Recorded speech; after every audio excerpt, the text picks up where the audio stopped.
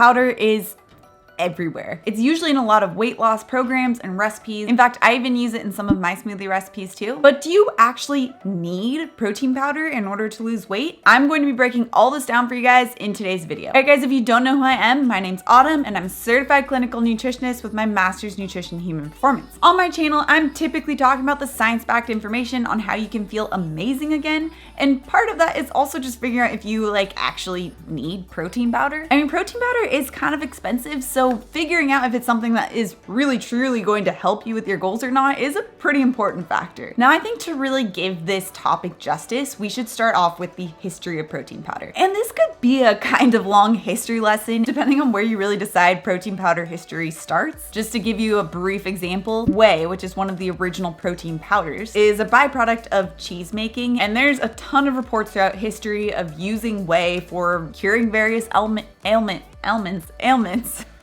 Even Hippocrates was using it, like the founder of modern medicine, and he would call it a serum to boost people's immune system, which actually sort of makes sense because you do need protein in order to make your immune cells. So he was onto something even around 460 BC. But fast forward to essentially present day, most people aren't just using whey that's being extracted from milk. Right? There's so many different types of isolated proteins.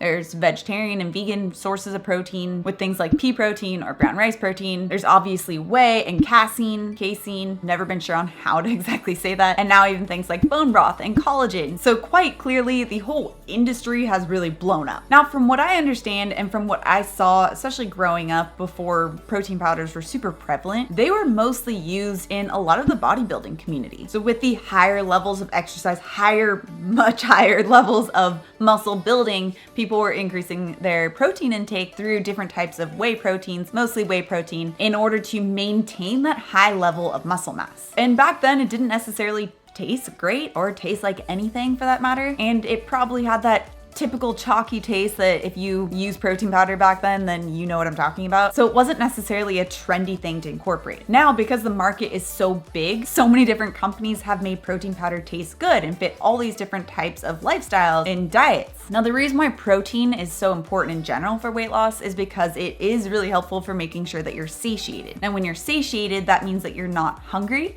so you're less likely to keep on eating throughout the day. Now, we've talked about how eating throughout the day can really increase your insulin levels, which makes you be in more of this storage mode. So protein is really useful for helping to reduce that insulin, reduce the storing mode. Now, there are other components as well to satiety, just like fiber and fat, which we've talked a lot about on this channel before. But since we're talking about protein, just keep in mind protein is one of the main satiating factors. So for weight loss, it is important for making sure that you actually stay satiated or full. And fun fact, protein powder you would think is the most bioavailable form of protein, or at least of the amino acids, to be able to be used in the body, but in fact they're actually not. So this gets into a little bit more complex topic of amino acid utilization, and I definitely want to do a whole video on this in the future because it's fascinating. But when you look at how much protein you're actually using for things like hormones and muscle mass and just cell recovery in general, the protein source that has the highest level of this amino acid utilization are actually eggs. Then the next would be different animal sources of protein like fish and meat and chicken, and then it goes protein powders. So it's not necessarily that you're actually getting more effective amino acid utilization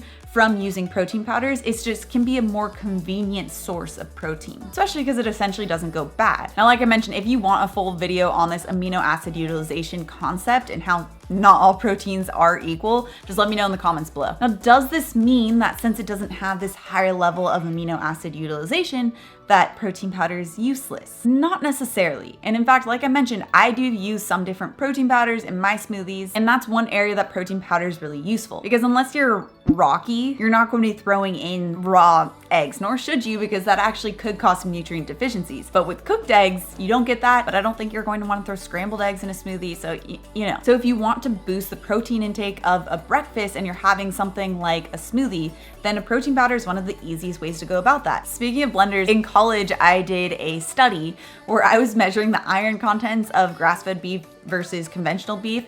And in order to do that, I had to blend meat in my blender, I don't recommend that. Sidebar. And if you're getting a higher quality type of protein powder where it doesn't have a bunch of added sugars or natural flavors or artificial flavors, or even just regular added sugar, then that helps you increase the protein without having any sugar added, which is great, especially if weight loss is a goal, so that you can focus on satiety without any added sugars. Now, like I mentioned, there is an explosion of different types of protein powders in this industry, so it's really important to keep in mind looking at the quality of these protein powders. This can be a little tricky because, I mean, it's not going to say on the website, this is a low quality protein powder, you should buy it. And it does require a little bit of research, but just one, rule of thumb thing to keep in mind is that in general, more of the plant-based types of proteins are going to have higher levels of heavy metals. This just is the result of being exposed to soil that contains heavy metals. From what I understand, a lot of the pea protein production, which is most of the different types of vegan-based protein powders, the peas are sourced from China, and there is a higher level of the heavy metal toxins that is in that soil. So for protein powders, the plant-based ones, even if they're organic, are going to contain a higher level of heavy metals, most likely, not for sure, but most likely, than an animal-based protein powder like whey. But that also does not mean that all whey protein powder is super clean. So an easy way to look at the up-to-date information on protein powders, which one's the best and has been tested for heavy metals, is to go on even Consumer Reports,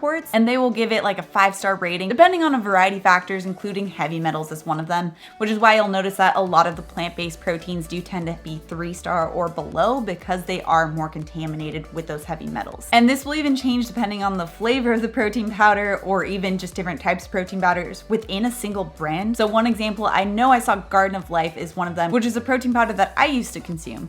And I found that their meal replacement protein powder is one that didn't get a very good score. It was pretty low because of those heavy metal contaminants. However, just their regular actual protein powder scored a little bit higher. So that's where it's important to look at the specific one that you're using if you are going to use it. Now, if I use protein powder, I typically lately have been using Ancient Nutrition and I love it. But like I said, it can change year to year, even batch to batch. So just making sure that you keep up with looking at which ones contain heavy metals and which ones don't. That's typically the one you want to look out for.